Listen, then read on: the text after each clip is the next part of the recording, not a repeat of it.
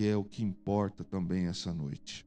Curva a sua cabeça e feche os teus olhos. Obrigado, Jesus, por esta noite, por esse momento. Obrigado, Senhor, pela oportunidade que o Senhor nos dá.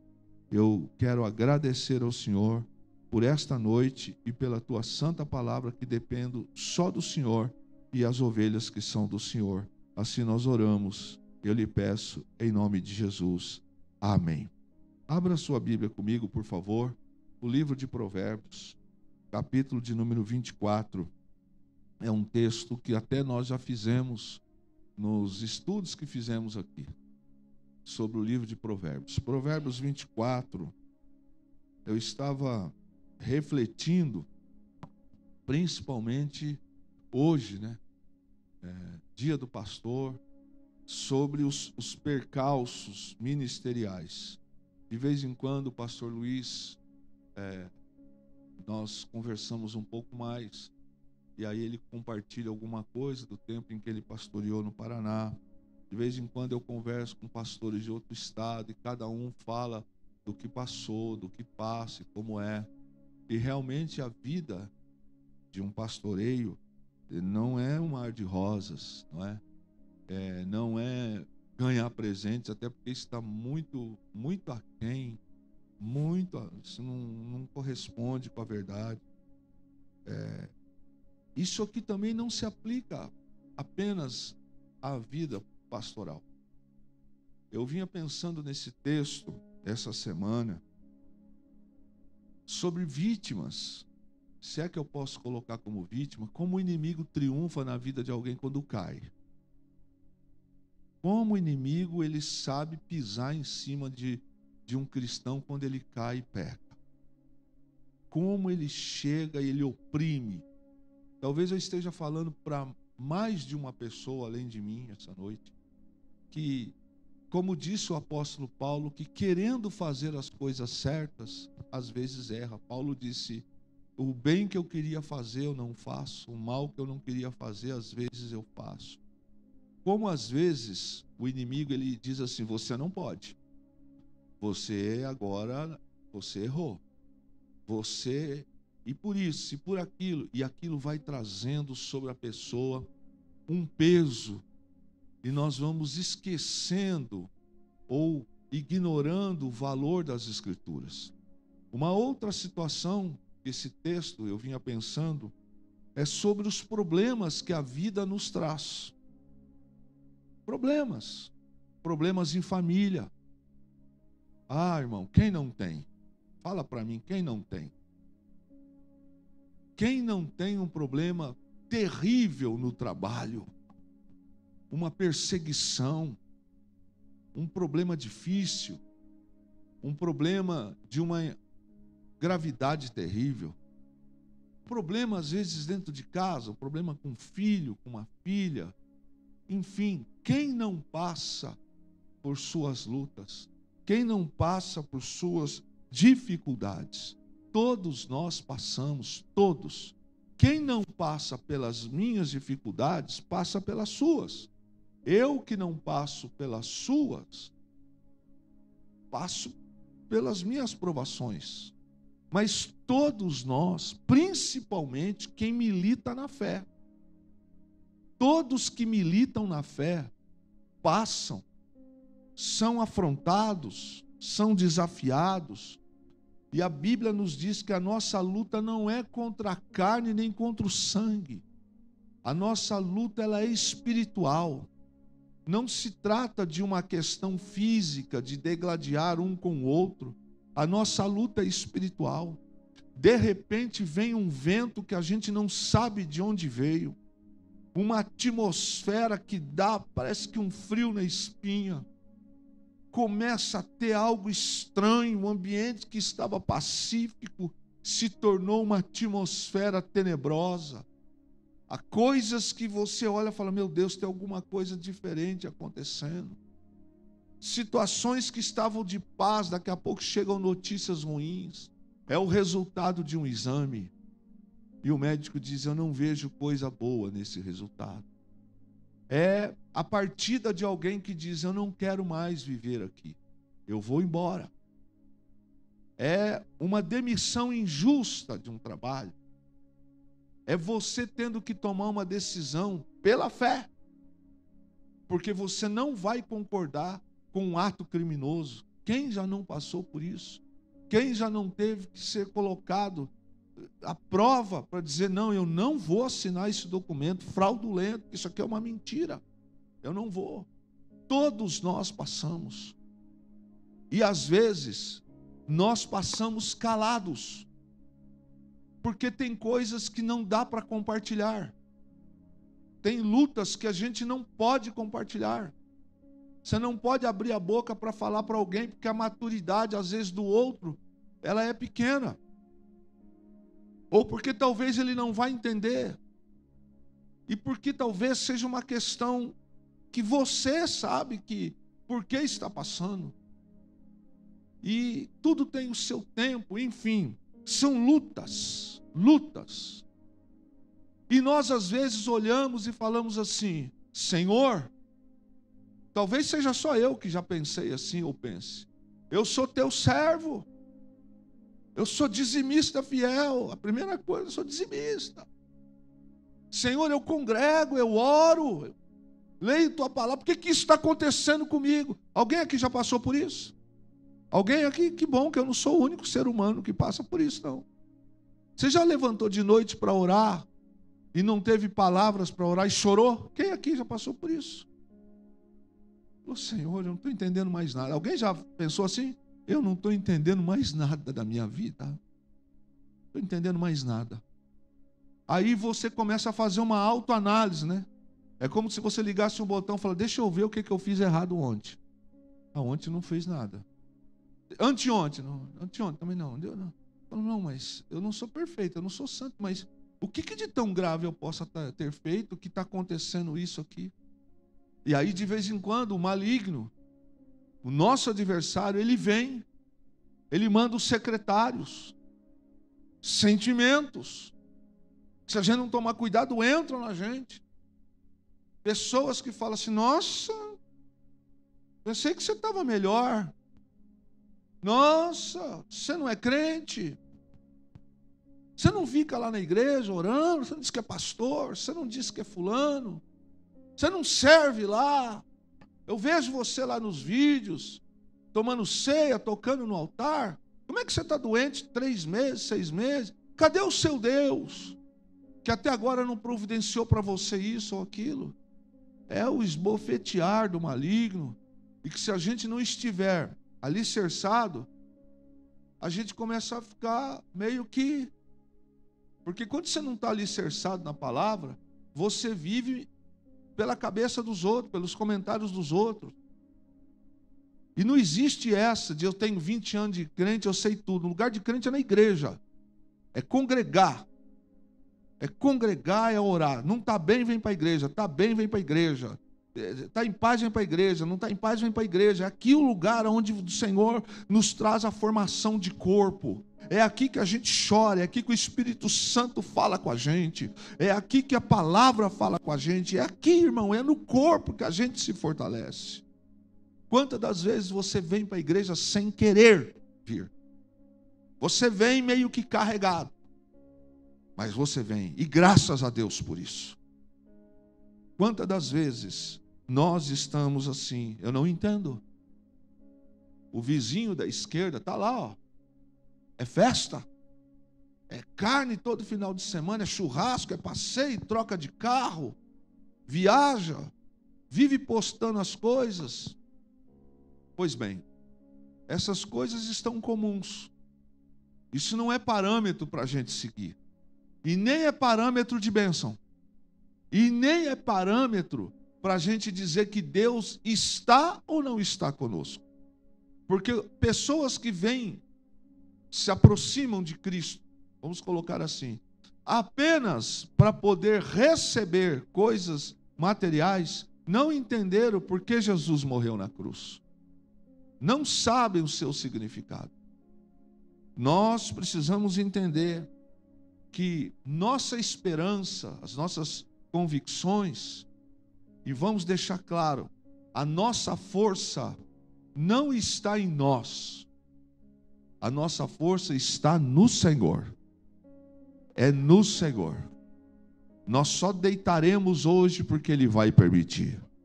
Nós só vamos levantar amanhã porque Ele vai permitir.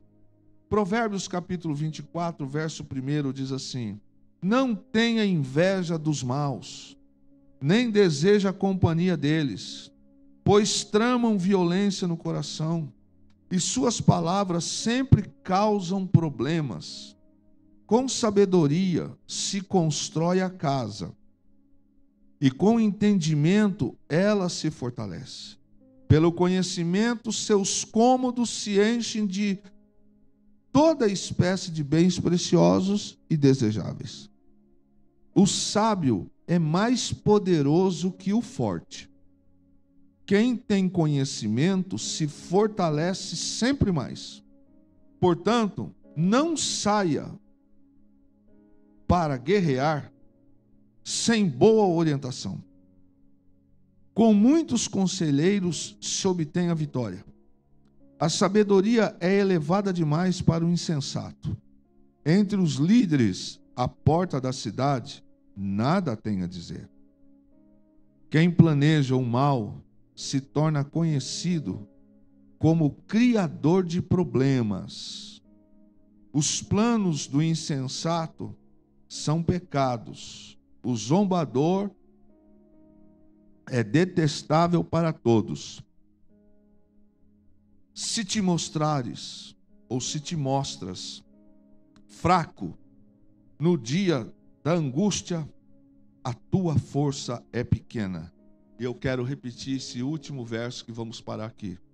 Se te mostras fraco no dia da angústia, a tua força é pequena.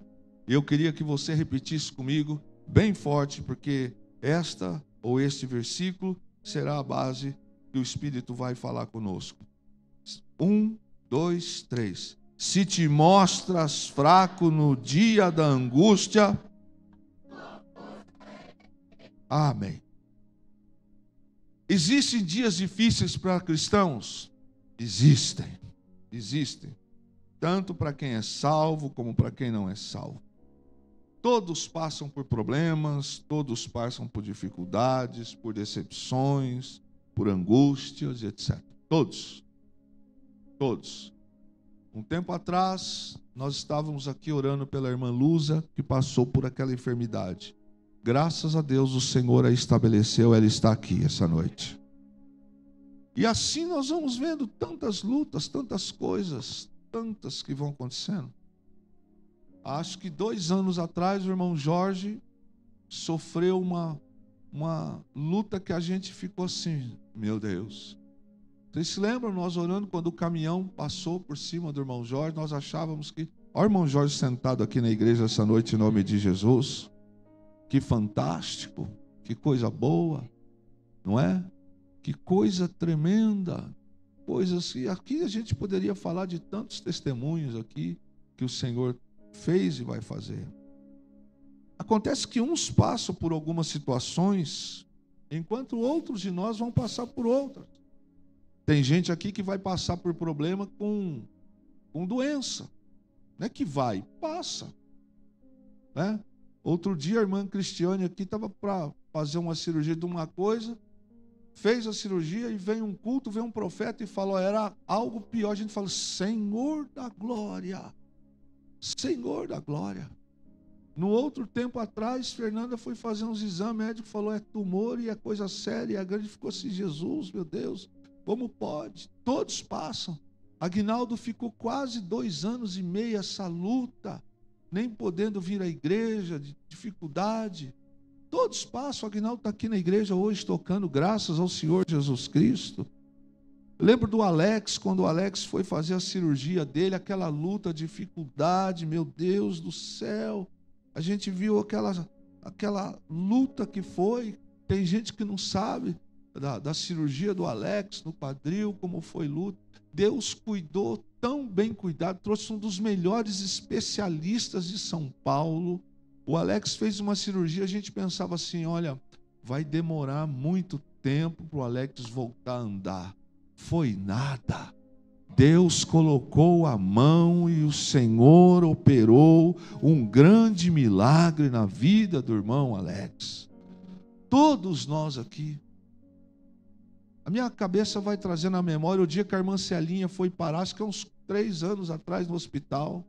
Lembra, irmã Celinha? Olha aí, 2015, faz mais tempo. 10 anos. É eu que estou ruim mesmo. Quando eu cheguei lá, que me deram a notícia do que foi, eu falei, Senhor da glória. Eu olhei assim, falei, Jesus. Tem alguns hospitais aqui em São José que eu já chego e ele fala, pastor, pode entrar. Conhecido já. Lutas. Todos passam. Todos passam. O que faz a diferença é que uns têm a sua força neles mesmos. Têm a sua força em bens. Mantém a sua força em patrimônio, em pessoas. Acho que já faz uns 2 anos, Ramon, Ana Luísa, chegaram à igreja junto com os filhos, quando vieram da Venezuela, tempos mais difíceis. Eu imagino como estava o coração deles quando saíram de lá. Conversamos algumas vezes, a luta que foi para embarcarem, que não queriam deixar todos entrarem juntos, que ia ficar não sei o quê. Mas Deus colocou a mão e eles estão aqui, estão vivendo, estão crescendo. O Senhor tem operado. Algumas pessoas, a força dessas pessoas está no dinheiro, está no carro, está na promessa de alguém que fala assim, não, fica tranquilo, eu vou arrumar uma vaga para você lá no meu trabalho. E essa vaga nunca chega. Outros, a confiança está num homem ou numa mulher que diz, tal situação assim, assado. Outros põem a confiança num casamento. Não, eu vou casar, aquele cara vai mudar a minha vida, aquela mulher vai mudar a minha vida e, meu irmão, dançou. Não é por aí, não. Outros põem a confiança num concurso. Eu vou passar nesse concurso, esse concurso vai mudar a minha vida. Você se deu mal, irmão. A nossa confiança nunca pode estar naquilo que não é o Senhor. Não, quando eu aposentar, quando eu fizer, meu irmão, quem espera tempo bom para fazer alguma coisa boa é sertanejo. É ele que espera a época boa para plantar um milho, feijão, arroz. Nós não. Nós vivemos na dependência do Senhor. Todos os dias, nós dependemos do Senhor. Essas pessoas que confiam em carros, que confiam em bens, que confiam em situações, elas, quando elas se entram em situações ruins, elas se decepcionam, elas se tornam amargas, elas se tornam fracas, improdutivas e podem até morrer espiritualmente. Pessoas que estão dentro do templo, pessoas com 10 anos dentro de uma igreja, que se dizem convertidas, mas estavam pseudamente convertidos porque tudo ia bem, porque não entraram numa prova, porque não passaram por um vento. Há um tempo atrás, a dona Giovana, a irmã Giovana, mãe da Elisângela, quantas vezes a gente foi visitá-la no hospital, a gente olhava e falava assim, Jesus, Jesus, Jesus, Jesus, Jesus. Que luta, que situação. Hoje quem olha para a irmã Giovana e vê a irmã Giovana andando de bicicleta, outro dia eu falei, só Jesus para fazer um trem desse. Meu Deus, essa mulher entuba, desentuba, faz buraco aqui, não vai e tal. Só Jesus. Agora, quando as pessoas têm a sua confiança naquilo que não é Deus, quando o amigo falha, o carro quebra, o dinheiro acaba, o casamento acaba, o namoro acaba, você não passa no concurso, é demitido, é traído, as pessoas se tornam amargas, as pessoas se tornam fracas e alguns morrem espiritualmente. Já outro tipo de pessoas que também podem sofrer, que podem perder as coisas, mas essas pessoas, elas não têm a sua força no carro, no trabalho, em ser humano, no púlpito, no concurso, numa promessa, elas têm a sua confiança, a sua esperança no Senhor. Elas sabem o quanto Deus as ama. O quanto Deus as ama. Alguns aqui, se fizer um exercício com a mente agora, vão lembrar-se de coisas ruins que já te aconteceram na vida. Casas que você já morou, coisas que você sofreu na vida, roupas que você teve que usar mesmo durante uma semana porque você não tinha mais, comida que você teve que racionar porque senão não comia, não tinha, enfim. Mas você, mesmo nas suas fraquezas, mesmo nas suas lutas, você sempre, mesmo que chorando, você sempre se lembrou de Deus. Lembra? Você se lembra que alguns dias você chorando, você disse: Deus, faz alguma coisa por mim? Quem já orou assim em dias assim? Porque a sua confiança não estava em pessoas. Pessoas traíram, abandonaram, negligenciaram, prometeram. Quantas promessas eu recebi? Quantas pessoas disseram: estamos juntos?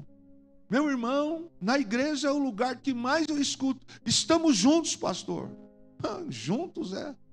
Olha, meu irmão. E vem o vento.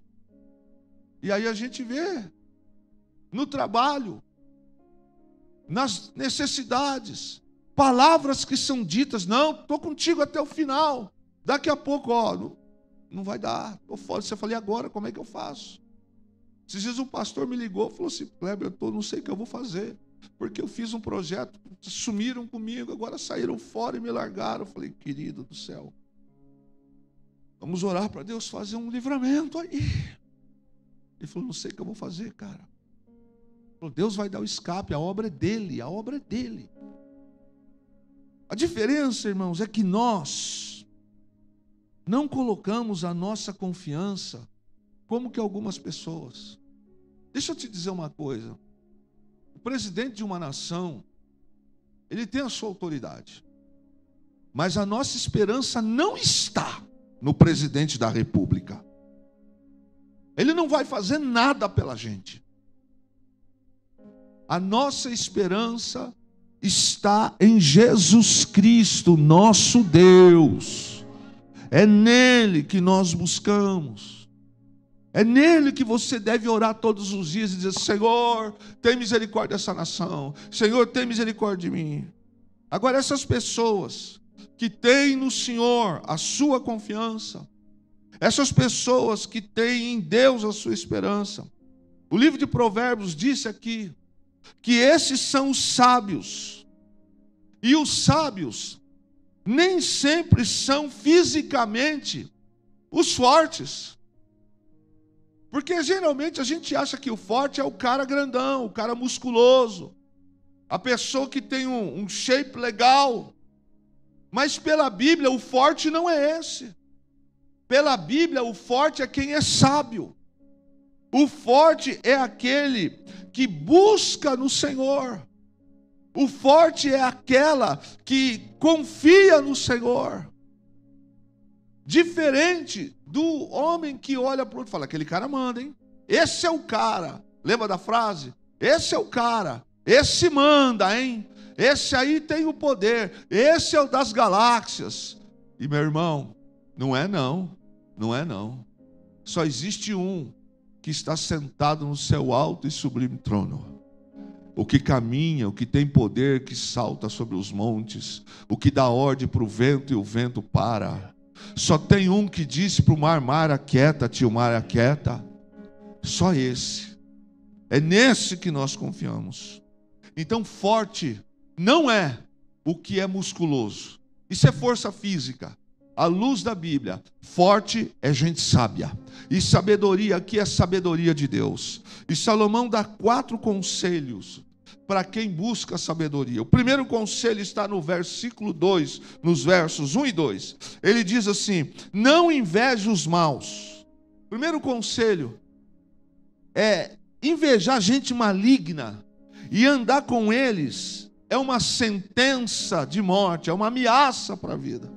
Primeiro conselho que Salomão dá é o seguinte: não fique olhando para pessoas más. Ah, meu vizinho não teme a Deus e está bem. Fulana lá, a família, tudo trocando de carro, indo para Disney, tudo de bom. Ei, meu irmão, olha o que diz: não inveje os maus e não ande com eles, porque eles são uma séria ameaça para a vida. Deixa eu te dizer, é desejar andar com os maus, é desejar ser o que eles são e ter o que eles têm. Não deseje isso, isso é um conselho. É caminhar com esse tipo de mentalidade, é direcionar os passos para o fracasso. Deixe que essas pessoas sigam o caminho delas. Siga o seu caminho. O caminho que Deus tem para você. O caminho de Deus não vai te trazer dor. O caminho de Deus não vai te trazer sofrimento. A Bíblia diz que as bênçãos do Senhor não trazem dor. Descansa o teu coração. Não fica olhando para a grama do vizinho. A gente sempre acha que a grama do vizinho é mais verde. A grama do vizinho pode até ser mais verde, mas a que nutre é aquela que é abençoada pelo Senhor. Segundo conselho de Salomão, verso 3 e 4, é com sabedoria que se vence na vida. Você vê como vai na contramão do mundo? A cultura nossa, malandragem. Está aí, o escândalo do INSS. 91 bilhões de fraude. Ninguém preso até agora. Ninguém. É o mundo. Esse é o mundo. É a sabedoria do mundo. É o estilo do mundo. Salomão dá o segundo conselho dizendo que a sabedoria que nos faz vencer é aquela que nós buscamos no Senhor. É aquela que nós fortalecemos no Senhor. É com sabedoria de Deus que se constrói uma casa. Que casa? Casa física? Ele está dizendo, é com sabedoria de Deus que se molda o caráter e os relacionamentos da família que vive naquele lar. É quando o marido e a esposa dobram o seu joelho, oram em casa. É quando eles trazem para dentro de casa princípios e valores da palavra. É quando o pai ou a mãe que tem que cuidar ele dos filhos, é quando ele traz para dentro do seu lar princípios e valores da palavra. Quando alguém assim traz esse molde, essa família vai crescer, ela vai trazer relacionamentos de vida, que vai trazer paz naquele lar. Essa sabedoria vai construir uma casa, que vai ter um discernimento, ela vai ser uma família que vai ter uma consolidação extraordinária. Porque essa família não foi essa família das festas, não foi a família da farra, não foi a família que buscava nos prazeres do mundo, nas vantagens, era a família que buscava no Senhor, era a família que temia o Senhor, era a família que, não, isso aqui é de Deus, vamos honrar o Senhor, vamos orar ao Senhor. Casa aqui representa lar. Casa aqui representa a família. E ele está falando de sabedoria. É com sabedoria que se enche esse lar, que é precioso e agradável de verdade. E isso também se refere à vida emocional. Essa sabedoria que ele está falando aqui no verso 3 e 4. É a vida espiritual, tanto minha quanto da minha família. Por isso ele diz que é com sabedoria que se edifica a vida, é com sabedoria que se vence na vida, que se constrói um lar. Você vê muita gente, quantos homens estão longe da Bíblia, estão construindo patrimônio e achando que herança é o que vai mudar a vida dos filhos, estão esquecendo de dar destino para os seus filhos. para suas filhas. Estão deixando casa, carro, dando o bom e do melhor, só não estão mostrando o caminho, só não estão mostrando a oração, só não estão sentando para conversar, não estão sentando para orar, não estão mostrando que Jesus Cristo deve ser a primazia. Por isso que, quando Salomão fala, é a sabedoria que traz o crescimento de um lar, e o texto é muito interessante, que diz exatamente assim: com sabedoria se constrói a casa, e com entendimento ela se fortalece. Pelo conhecimento, seus cômodos se enchem de toda espécie de bens preciosos. Ele não está falando aqui de bens, de coisas terrenas. Ele está falando de valores e princípios morais e espirituais. Valores esses que são tremendos.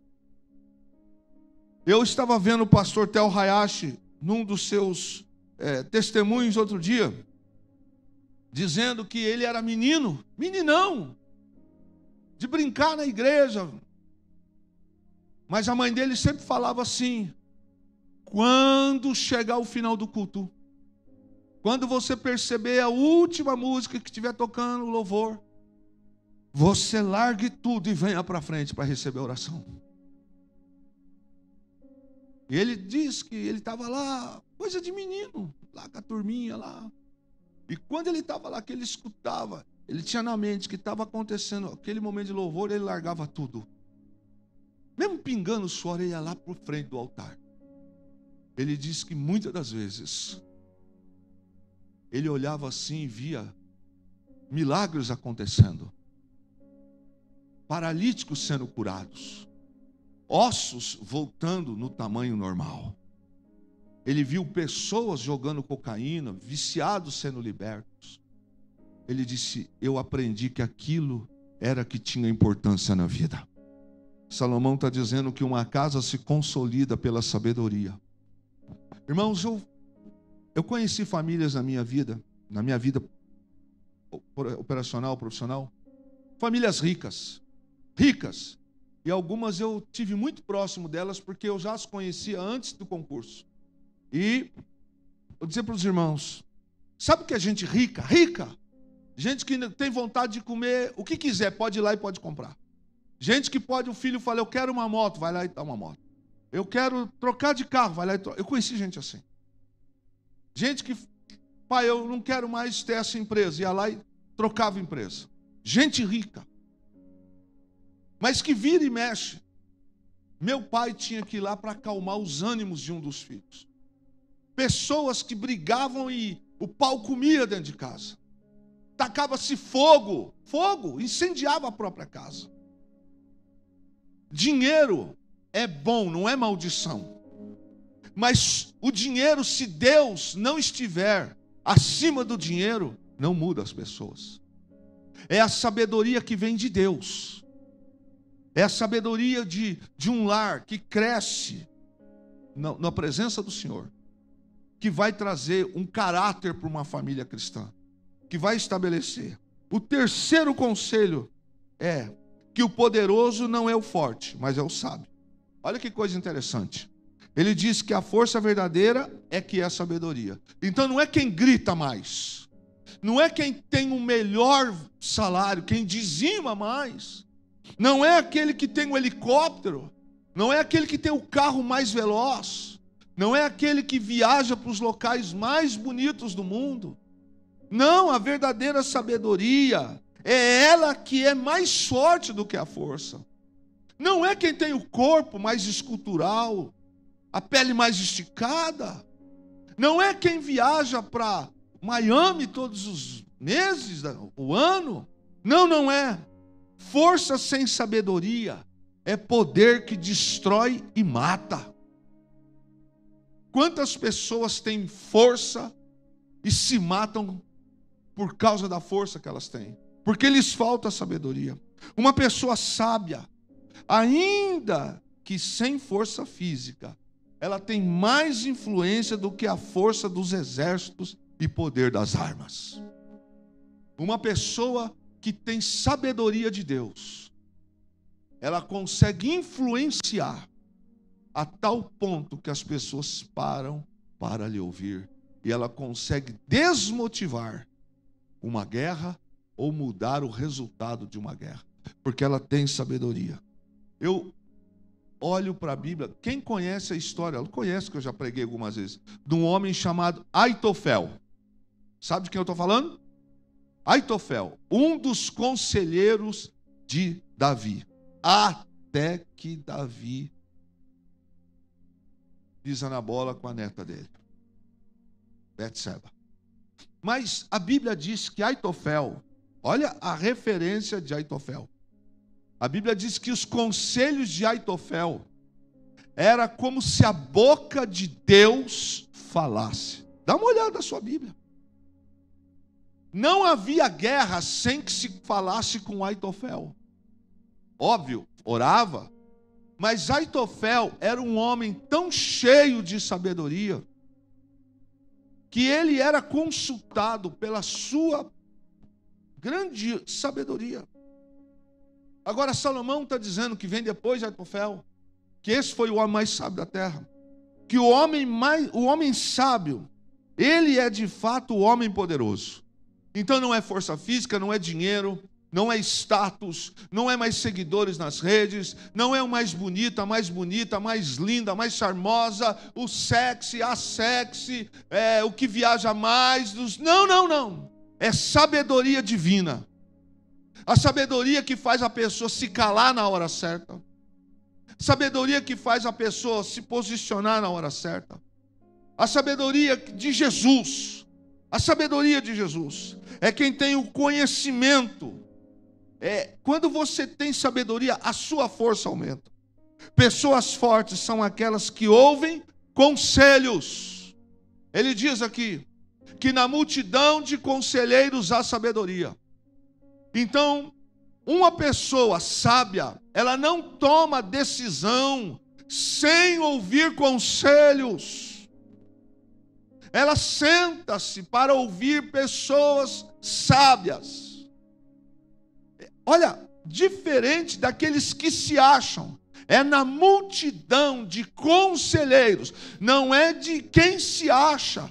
Irmão, quem se intitula sábio, quem diz eu sei, quem diz eu sou, se afaste dessas pessoas.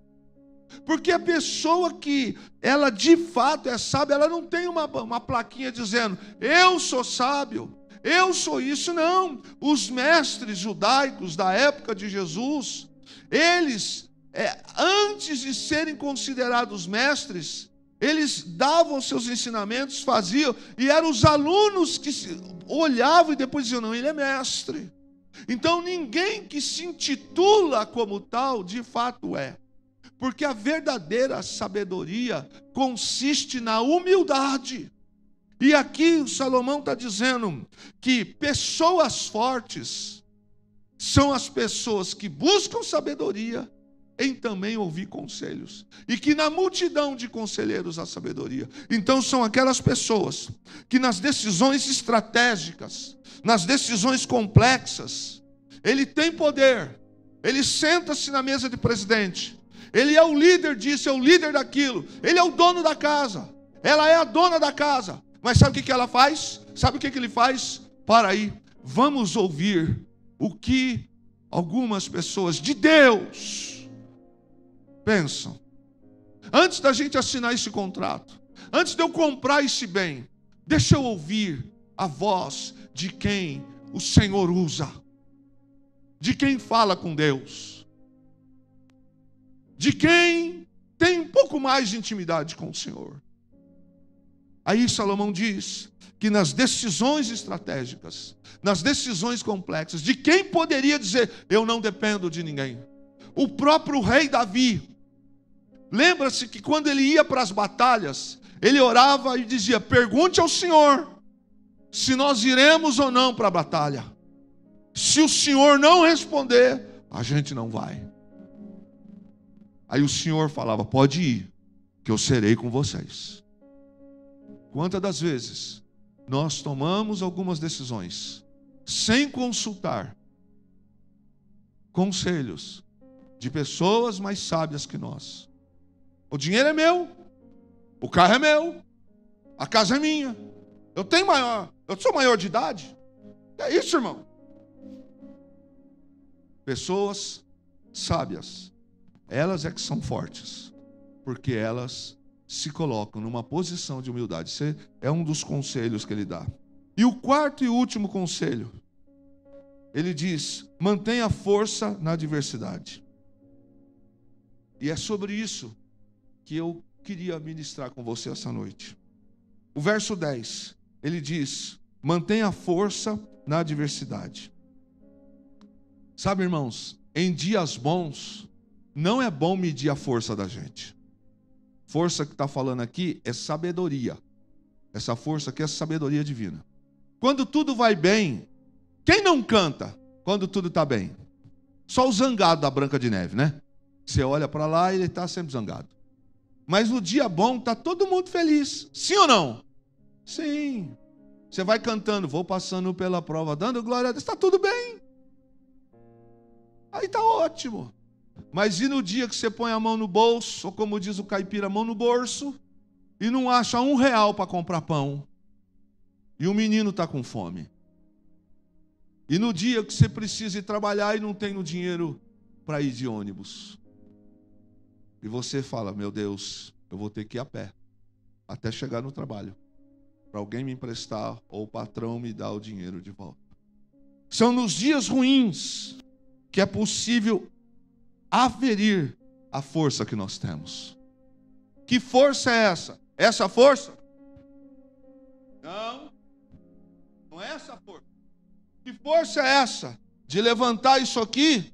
Não, não é essa força. Que força é essa? A força de levantar um... Não é essa força. É a força da sabedoria do Senhor. É nesse dia, na crise, que a radiografia da nossa fé, ela sai perfeitamente. Sabe, quem aqui não assistiu Chaves e não assiste ainda? Eu amo. Eu ainda amo e vou assistir sempre. Você lembra quando o Chaves, ele faz... Quem aqui, quando as coisas não dão errado, você fala... dá um chute na porta. Isso eu não faço. Mas você não fica... monra, velho. Quase processo. Se passar um crente mais fervoroso, fala, cai na hora, porque tanto que deu lugar. Presta atenção no que ele está dizendo. É na crise. Que crise? Aquela que eu disse lá atrás. A crise do ministério. A crise do ministério. A crise do abandono. A crise da solidão. A crise de você ter que recomeçar. A crise da resiliência. A crise de você olhar e falar assim, meu Deus, eu não tenho mais 27 anos. A crise de você precisar construir uma nova casa. Porque você precisou vender uma casa para pagar uma cirurgia para a esposa, ou para o marido, ou para o filho. A casa dos sonhos. Eu já conheci casos assim, irmãos. Ou se fazia isso, ou se fosse esperar pelo sistema, morria. E é óbvio. A comparação é muito esdrúxula. Mas Fernando e eu fomos enganados. Há quantos anos, Fê? Daquela cirurgia que o médico disse que você ia morrer? Das pernas? Há 6 anos atrás, Fernanda, a gente foi no médico, o médico falou assim, imagine eu com Fernanda lá. O cara falou assim, sua esposa vai morrer. Foi como assim? Ela precisa fazer uma cirurgia urgente, a veia aorta dela, não sei das quantas, tal, não sei o quê. Isso era final de ano, eu falei, não, ela vai morrer. Se você não fizer e não dá para esperar e não faz o convênio. Eu falei, mas, precisa fazer. Mas, meu Deus do céu. Ele falou, cara, eu sinto muito. Foi, mas doutor, Fernanda pegou um dinheiro que ela tinha, fizemos um corre, etc. A vida da gente bagunçou no final de ano. Foi uma coisa... Eu preocupado, a Fernanda, não, vou esperar a campanha dos 12 dias. Eu falei, Fernanda, pelo amor de Deus, eu mais apavorado que ela. Eu falei, meu Deus, eu não posso perder você e tal. Crises. E não era nada disso. O cara nos enganou e tomou 6.000 e poucos reais. É na crise que sai a radiografia da nossa fé. Salomão diz assim, se te mostrares fraco no dia da tua angústia, a tua força é pequena. Que força que ele está falando? É a força da sabedoria. Que sabedoria é essa? Nós tornamos fraco quando deixamos de buscar o Senhor. Quando nós deixamos de buscar o Senhor, meu irmão, as coisas começam a dar muito ruim. Muito ruim. Meu irmão e minha irmã, quando nós deixamos de ler a Bíblia, quando nós deixamos de cultuar, de orar, sabe aqueles problemas que eu comecei a falar no início da mensagem? Eles vão chegar. Lembra da cirurgia do Alex? Lembra da cirurgia da Cris? Lembra da cirurgia do Aguinaldo? Lembra da Lusa quando teve o problema com câncer? Lembra da irmã Celinha? Vai lembrando dos problemas. Lembra do irmão Jorge? Lembra? Quando a crise chega, ela não manda recado, ela chega. Ela chega e diz, eu cheguei. Lembra quando bateu um negócio lá em casa e falou assim, você é pai de fulano? Você é marido de ciclano, a sua esposa não está em casa, toca o telefone e diz, eu queria falar com fulano de tal. Sou eu mesmo. Você é marido de fulano, sua barriga gela, dá um negócio na gente. Você é pai de ciclano. Você fala, meu Jesus, primeira coisa que sai do crente é, sangue de Jesus tem? É ou não é? Lógico que é, só se for desviado. Mas até desviado fala. É ou não é? Até desviado fala. Sangue de Jesus tem poder. O que foi? O que foi? Fala logo. O mais desesperado já começa. Fala, o que é? Já começa logo. Não, aquele foi sorteado o negócio. Bum, o pessoal cai. Não é? A gente já começa tão apavorado da vida que fica com um trem desse aí. Sabe, querido? É no dia da angústia que Salomão está dizendo. Se você se mostrar fraco no dia da angústia, a força será pequena. E nós nos tornamos fracos. A angústia é uma armadilha. Diga bem alto. A angústia é uma armadilha. A angústia sabota a fé. Repete. A angústia sabota a fé. E olha, irmão. Alguns de vocês conhecem essa história. Você pode falar para o cara assim. Em nome de Jesus, vai na fé. Que Jesus. Faz 8 meses que está falando essa história. Já participei de campanhas, de eventos e nada. A angústia. E aí Salomão está dizendo que se você se mostrar frouxo, fraco, no dia da angústia, a tua força é pequena. E aí eu fui consultar o que dizem os psicólogos sobre angústia. E segundo os psicólogos paulistas, do site Psicólogos Paulistas, eles dizem o seguinte sobre a angústia. A pessoa angustiada tem a sensação de que tudo está perdido. Ela se torna cega para as soluções dos seus problemas. A pessoa em angústia carrega o mal-estar emocional consigo onde quer que ela vá. A pessoa angustiada passa a viver só em tristeza e a dor emocional. Eu vou voltar a repetir o versículo 10. Se te mostrar fraco no dia da tua angústia, a tua força é pequena.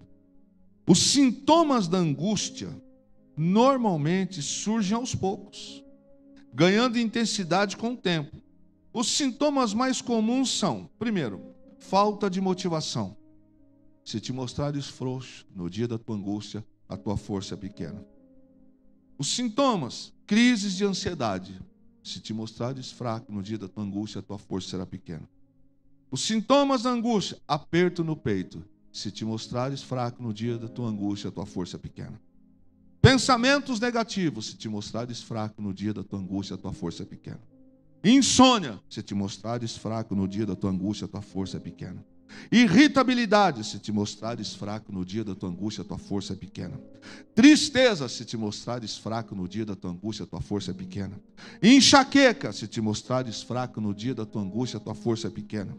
Inquietação: se te mostrares fraco no dia da tua angústia, a tua força é pequena. Taquicardia: se te mostrares fraco no dia da tua angústia, a tua força é pequena.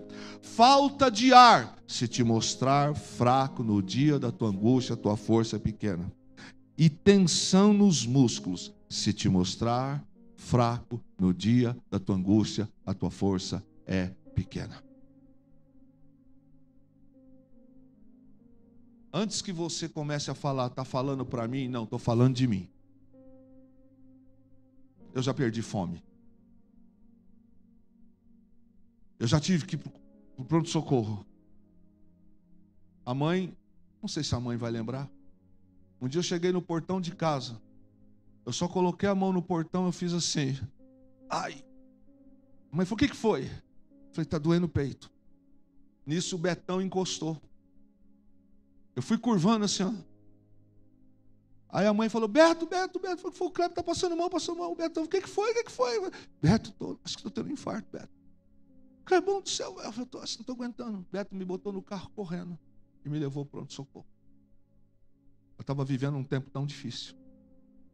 Cheguei no hospital, os caras já: o que foi? Está faltando ar. Os caras já abriram a camisa, tal, não sei o que, fizeram um monte de coisa, me deram injeções, um monte de coisa. O Betão ficou mais desesperado que eu lá fora. Graças a Deus, fizemos tudo que tinha que ser feito. Eu estou aqui para a glória de Deus. Angústia. São recados de Satanás. Você morreu, você já era, você perdeu, você não vai, você acabou, não sei o que. Abandono, pessoas que estavam perto vão para longe, amigos que te decepcionam, pessoas que não falam mais com você e etc. Pessoas angustiadas podem apresentar falta de apetite, ganho ou perda excessiva de peso, insegurança, medo, pessimismo. Pessoas deixam de ser produtivas, se irritam facilmente com seus familiares e até colegas de trabalho, perde a vontade de seguir o seu propósito de vida, negligencia as suas necessidades básicas, como dormir e se alimentar. A necessidade e importância de manter a força e a determinação, mesmo em situações difíceis. Se você se mostrar fraco no dia da angústia, não pense que o inimigo vai te poupar.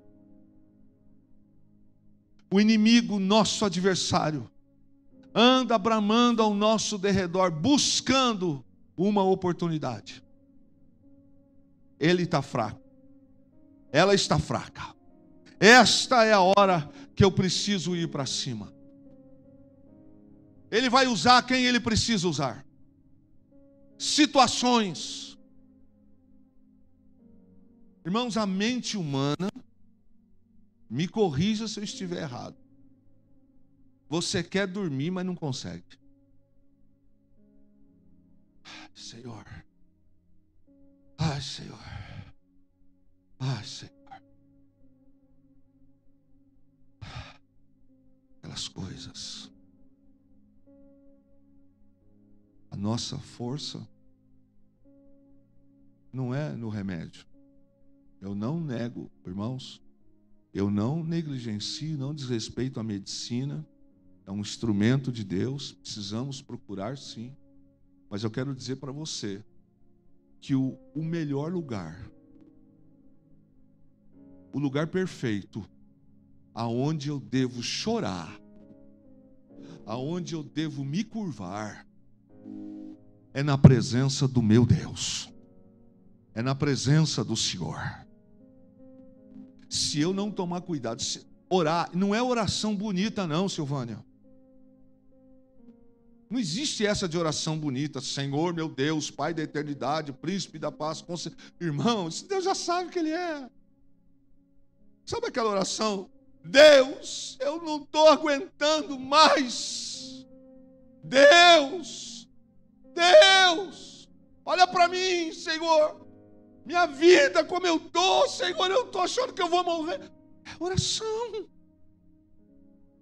Se você vai orar debaixo da cama, se você vai orar debaixo do chuveiro, se você vai orar com o travesseiro em cima, mas é ali. Se na hora do culto alguém está muito frio, tem os carnudos, larga os carnudos de lado. Se você, sabe, irmão, você está aqui com aquela luta, com aquele negócio, mas você está adorando, você está cantando com lágrima, quem olha do seu lado está tudo molhado. É buscar a força do Senhor.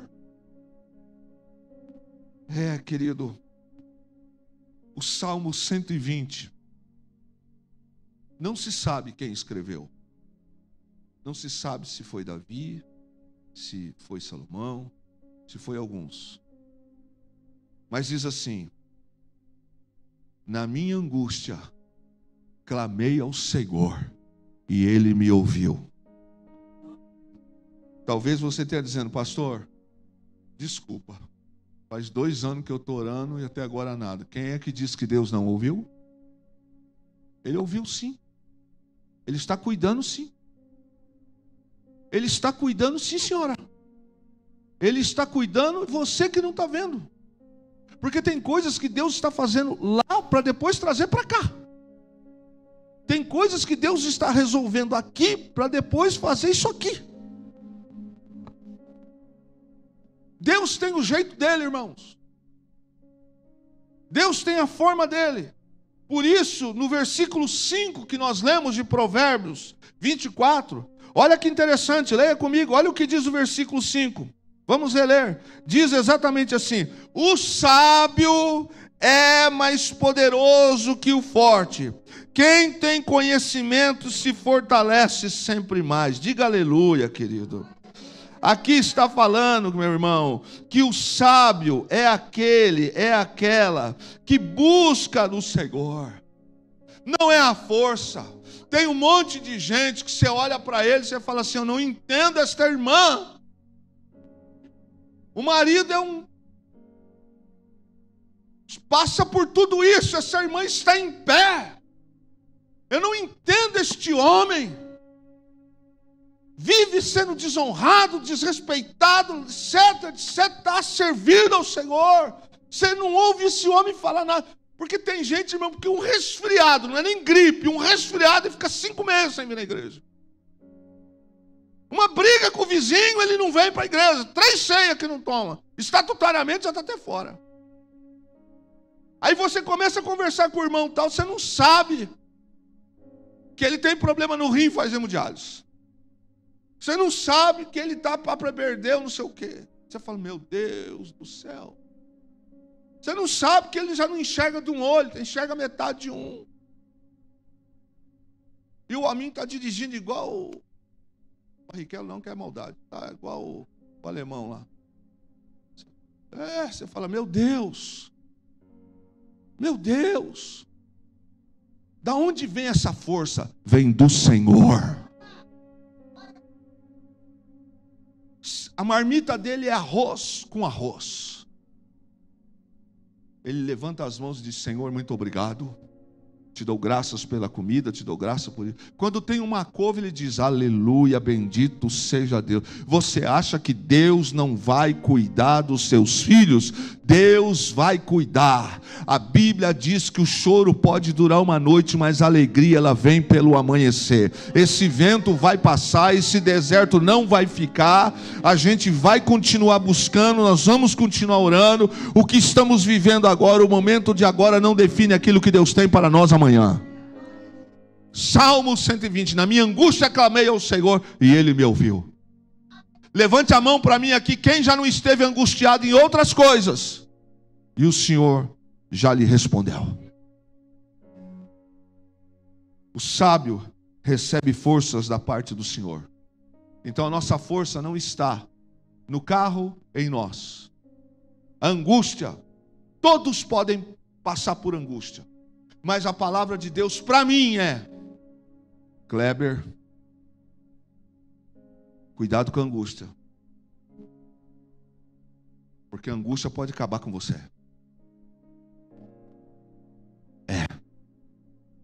Se você se mostrar fraco no dia da angústia, a tua força vai ser pequena. Como assim, Senhor? Você não vai orar. Você não vai sonhar. Você não vai cantar. Você não vai celebrar. Eu não vou conseguir falar com você. Os meus sonhos para você não vão acontecer.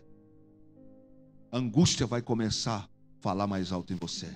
Então, Kleber, faz uma coisa por você. Vem falar comigo. Vem buscar em mim, porque eu te renovarei. Eu te abençoarei. Provérbios 18, 21. Escute bem isso aqui. E se possível, anote. Anote isso. Maridos, anotem isso para você compartilhar com a sua esposa. No dia em que ela estiver chorando.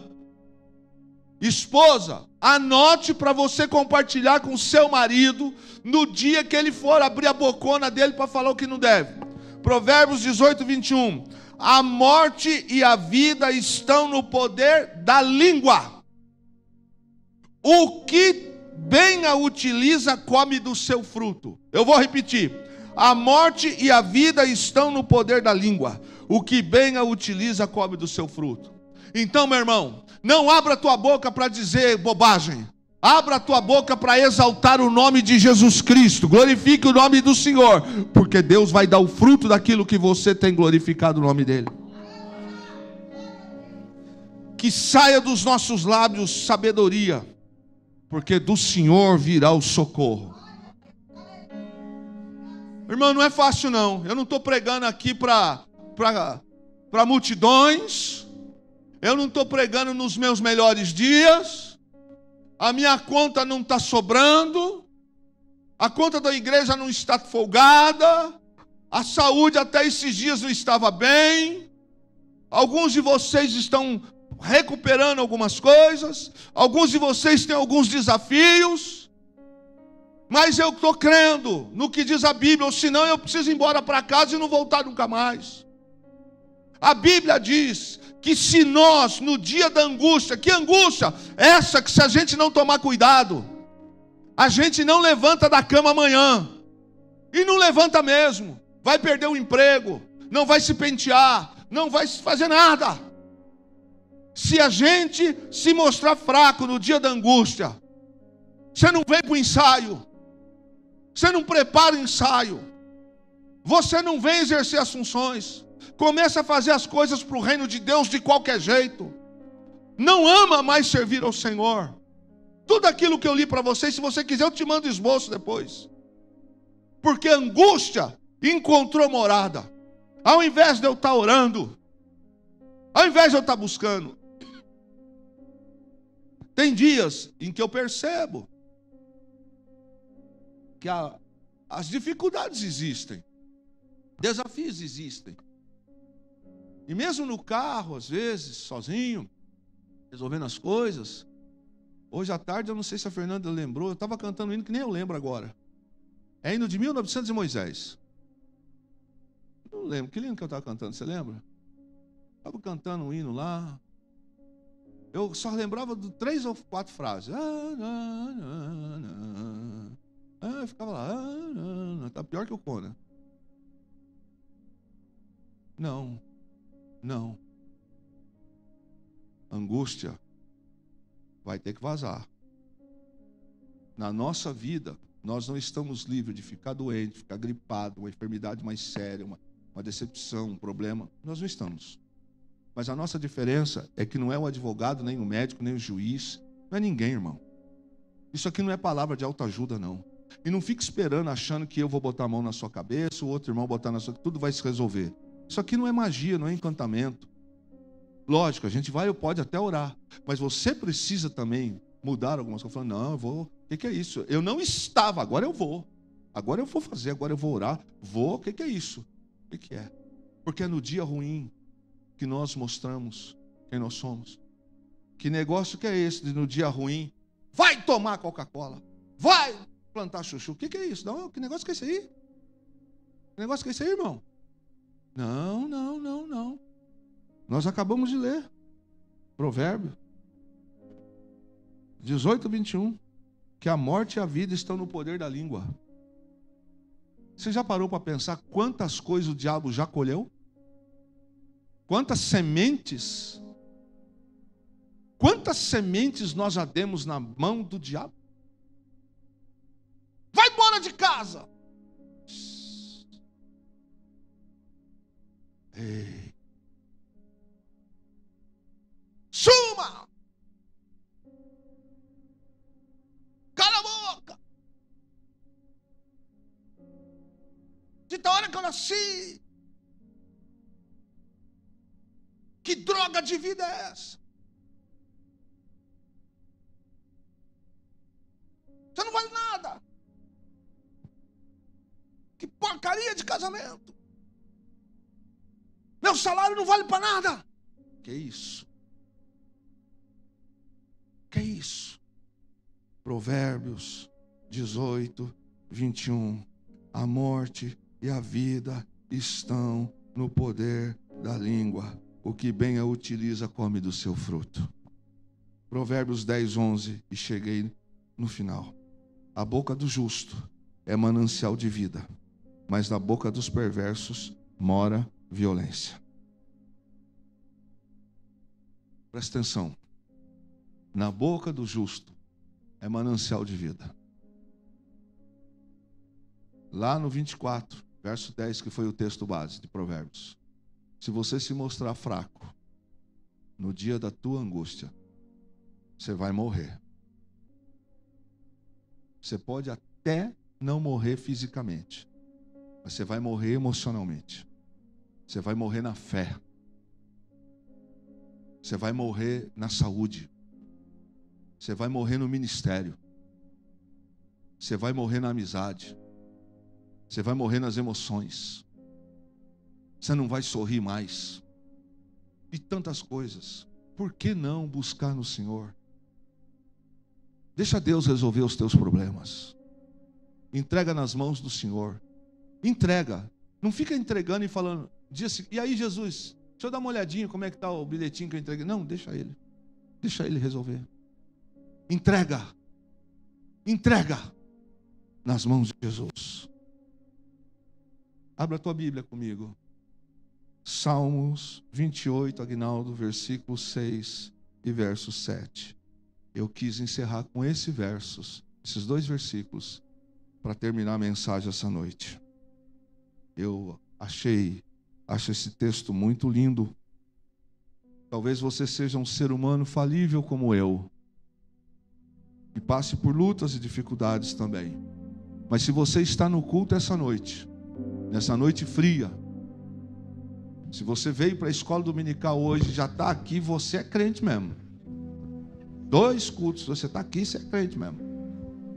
Salmos 28, verso 6 e verso 7.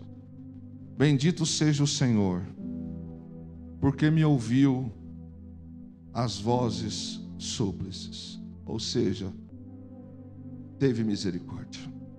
Verso 7. O Senhor é a minha força e o meu escudo. Nele o meu coração confia. Nele fui socorrido. Por isso meu coração exulta. E com o meu cântico o louvarei. Não é lindo? Não é lindo? Está na tela? Vamos ler junto essa versão que está aqui nos monitores. Verso de número 7. Vamos ler juntos? 1, 2, 3. O Senhor é a minha força e o meu escudo. Nele o meu coração confia. Nele fui socorrido. Por isso o meu coração exulta. E com o meu cântico o louvarei. Nós não somos super crentes, nós somos apenas pessoas que creem no Senhor. A gente pega resfriado, a gente toma suco, a gente come pimenta, a gente toma leite desnatado, semidesnatado, normal, sem lactose. A gente toma café com e sem açúcar. A gente come pão, come broa, come bolacha. A gente pega Uber, vai de ônibus, vai a pé. A gente vai na farmácia, compra remédio, vai no médico. A calça rasga, você manda arrumar. A gente vai no dentista. O carro quebra. Nós somos pessoas normais. O que nos faz diferente é que nos dias mais difíceis, alguns vão beber, outros vão para a cocaína, outros vão pegar o carro igual louco e vão se matar. Outros, infelizmente, vão matar alguns da casa, vão tirar a própria vida, porque eles não têm Jesus, lamentavelmente. Mas você e eu, nós precisamos nos lembrar, e esse Jesus pode ser seu também, pode ser de você também. Nos dias da sua angústia, meu irmão e minha irmã, quando o inimigo chegar e tentar te entristecer mais do que o normal, lembre-se: na minha angústia clamei ao Senhor e Ele me ouviu. Pode ter certeza que você vai estar orando, mas pelo menos um anjo do Senhor vai estar ali do seu lado, e o socorro de Deus vai chegar, o livramento de Deus vai chegar. Sabe por quê, irmãos? Porque nós não confiamos em nós, nem nos homens, em bens, em nada. A nossa força, de onde vem? A nossa força vem do Senhor. A sua força vem do Senhor? Vem? Então aplauda esse Jesus, bem forte, e vamos adorar o Senhor essa noite. Fique em pé, querido.